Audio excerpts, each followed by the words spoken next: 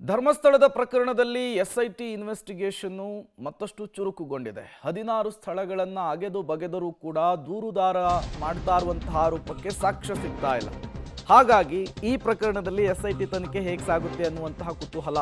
Point number 13ರಲ್ಲಿ ಮತ್ತೆ ಶೋಧವನ್ನು ನಡೆಸಲಾಗುತ್ತಾ? 13ನೇ ಜಾಗದಲ್ಲಿ 3ನೇ ದಿನದ ಹುಡುಕಾಟ. ಅನಾಮಿಕ ತೋರಿಸಿದ ಸ್ಪಾಟ್ನಲ್ಲಿ 3ನೇ ದಿನದ ಆಪರೇಷನ್ ಅಸ್ಥಿಪಂಜರ.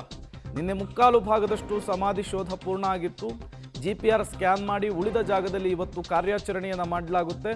ಧರ್ಮಸ್ಥಳ ಗ್ರಾಮದಲ್ಲಿ ಶವ ಹೂತಿಟ್ಟಂತಹ ನಿಗೂಢ ಕೇಸ್ಗೆ ಸಂಬಂಧಪಟ್ಟಂತೆ ಇವತ್ತು ಕೂಡ ಭೂಮಿಯನ್ನು ಅಗೆಯುವಂತಹ ಕೆಲಸ ಮುಂದಾಗುತ್ತೆ ಅನ್ನೋದು ಗೊತ್ತಾಗ್ತಾ ಇದೆ. ಇವತ್ತಾದರೂ ಈ ಉತ್ಖನನದ ಪ್ರಕ್ರಿಯೆಗೆ ಬ್ರೇಕ್ ಬೀಳುತ್ತಾ ಅನ್ನುವಂತಹ ಪ್ರಶ್ನೆ ಇತ್ತು. ಯಾಕೆಂದರೆ CLP ಮೀಟಿಂಗ್ನಲ್ಲಿ CM ಪ್ರಸ್ತಾಪಿಸಿದ್ದು, ಅದಾದಮೇಲೆ ಬೇಳೂರು ಗೋಪಾಲಕೃಷ್ಣ ಎಲ್ಲ ಹೇಳಿದ್ದು. ಹಾಗಾಗಿ ಕುತೂಹಲವಂತೂ ಸಹಜವಾಗಿಯೇ ನಿರ್ಮಾಣವಾಗ್ತಾ ಇದೆ. ಮತ್ತಷ್ಟು ಡೀಟೇಲ್ಸನ್ನು ಕೊಡ್ತಾರೆ ದೀಪಕ್ ಜೈನ್, ನೇರ ಸಂಪರ್ಕದಲ್ಲಿ ಜಾಯ್ನ್ ಆಗಿದ್ದಾರೆ. ದೀಪಕ್, ಸ್ಪಾಟ್ ನಂಬರ್ 13 ಇವತ್ತು ಕೂಡ ಉತ್ಖನನದ ಪ್ರಕ್ರಿಯೆ ನಡೆಯುತ್ತೆ ಅನ್ನುವಂತಹ ಮಾಹಿತಿ ಸಿಗ್ತಾ ಇದೆ. ಯಾವ ರೀತಿಯ ಸಿದ್ಧತೆ ಆಗಿದೆ, ಏನೆಲ್ಲ ಬೆಳವಣಿಗೆಗಳಾಗ್ತಾ ಇದೆ ಅಲ್ಲಿ ಅಂತ? ಪ್ರೇಮ್ ಸೌರಭ, ಇವತ್ತು 9:30 10 ಗಂಟೆಗೆ SITಯ ಹಿರಿಯ ಅಧಿಕಾರಿಗಳು ಮತ್ತು ತಹಶೀಲ್ದಾರ್ ನೇತೃತ್ವದಲ್ಲಿ ಒಂದು ಸಭೆ SIT ಪೊಲೀಸ್ ಠಾಣೆಯಲ್ಲಿ ಆಗ್ತದೆ. ಇವತ್ತು ಉತ್ಖನನ ಮಾಡಬೇಕಾ ಬೇಡವಾ ಮತ್ತು ಎಲ್ಲಿ ಮಾಡಬೇಕು ಅಂತೇಳಿ ಡಿಸೈಡ್ ಆಗೋದು ಅದೇ ಸಂದರ್ಭದಲ್ಲಿ. ಅಲ್ಲಿಂದ ಎಲ್ಲ SIT ತಂಡ ಹೊರಟು ಸ್ಪಾಟ್ಗೆ ಬರ್ತದೆ. ಆದರೆ ಕಳೆದ 2 ದಿವಸಗಳಿಂದ ಸೈಟ್ ನಂಬರ್ 13ರಲ್ಲೇ ಈ ಸಮಾಧಿ ಶೋಧವನ್ನು ಮುಂದುವರಿಸಿರುವಂಥದ್ದು.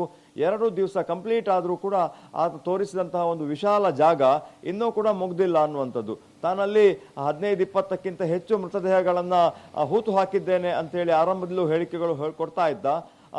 ಹೀಗಾಗಿ ಮತ್ತು ಉಳಿದ ಎಲ್ಲ ಪಾಯಿಂಟ್ಗಳಿಗೆ ಹೋಲಿಸಿದ್ರೆ ಅಲ್ಲಿ 8 ಅಡಿ 10 ಅಡಿ ಮಾತ್ರ ಹೋಗ್ತಾ ಇದ್ರು ಆಳಕ್ಕೆ. ಇಲ್ಲಿ 18 ಅಡಿಯವರೆಗೂ ಹೋಗಿರೋದ್ರಿಂದ ಮತ್ತು ನದಿಯ ತಟದಲ್ಲೇ ಈ ತರದ ಒಂದು ಶೋಧ ಮಾಡ್ತಾ ಇರೋದ್ರಿಂದ ವಿಪರೀತವಾದ ಕೆಸರು ನೀರು ಕೂಡ ಮೇಲ್ಗಡೆಯಿಂದ ಹೊರತೆ ರೂಪದಲ್ಲಿ ಬರ್ತಾ ಇದೆ. ಹಾಗಾಗಿ ಇಡೀ ಸೈಟ್ ಅನ್ನ ಒಂದೇ ದಿವಸ ಕಂಪ್ಲೀಟ್ ಮಾಡ್ಲಿಕ್ಕೆ ಸಾಧ್ಯ ಆಗ್ಲಿಲ್ಲ. ಇವತ್ತು ಕೂಡ ಬೆಳಗ್ಗೆಯಿಂದ ಮಳೆ ಸುರಿತಾ ಇದೆ. ಹಾಗಾಗಿ ಇವತ್ತು ಬಾಕಿ ಉಳಿದಂತಹ ಜಾಗವನ್ನ ಕಂಪ್ಲೀಟ್ ಮಾಡ್ತಾರೆ. ಮುಂದಿನ ಉತ್ಖನನ ಹೇಗೆ ಅನ್ನೋದು SIT ಮುಖ್ಯಸ್ಥರು ಮತ್ತು ಗೃಹ ಇಲಾಖೆಯಿಂದ ಸೂಚನೆ ಕೊಟ್ಟ ನಂತರ ಸೋಮವಾರದಿಂದ ಅದು ಮುಂದುವರಿಬಹುದು ಅಂತೇಳಿ ಸದ್ಯಕ್ಕೆ ಅನ್ನಿಸ್ತಾ ಇದೆ. Prem, okay, thank you Deepak Jain ತಮ್ಮೆಲ್ಲ ಮಾಹಿತಿಗಾಗಿ.